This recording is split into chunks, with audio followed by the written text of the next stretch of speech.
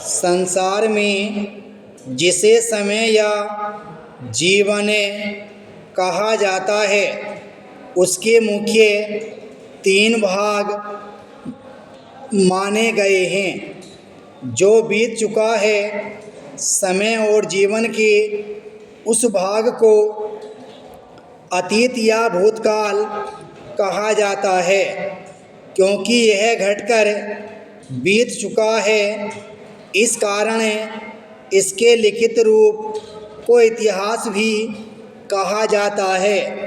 जो घट और बीत रहा है समय और जीवन के इस भाग को वर्तमान काल या वर्तमान जीवन कहा जाता है। इसके विपरीत आज के हमारे घट और बीत रहे समय जीवन के परिणाम स्वरूप कल या आने वाले समय में घटेगा, होगा या बीतेगा, और जिसके बारे में आज निश्चित रूप से कुछ नहीं कहा जा सकता, उसे भविष्य काल, आने वाला समय या भावी जीवन संसार कहा जाता है।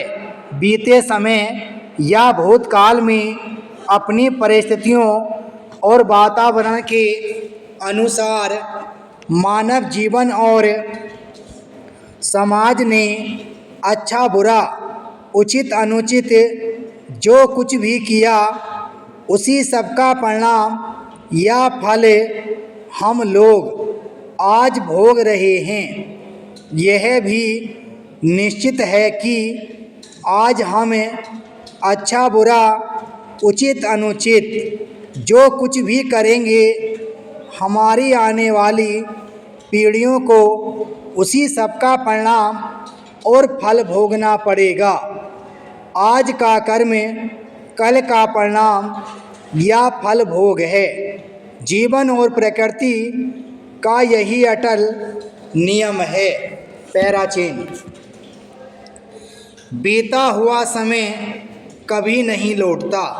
यह जानकर हमें इस कथन का वास्तविक अर्थ और उद्देश्य समझने का प्रयास करना चाहिए। इसका सीधा और स्पष्ट अर्थ है कि अपनी खरमस्तियों, आलस्य एवं निकम्मेपन के कारण हम जो समय व्यर्थ गवा देते हैं, वह हमारी आयु के बड़े भाग को भी व्यर्थ कर दिया करता है। समय गवाकर हम आयु का महत्वपूर्ण भाग बेकार कर दिया करते हैं।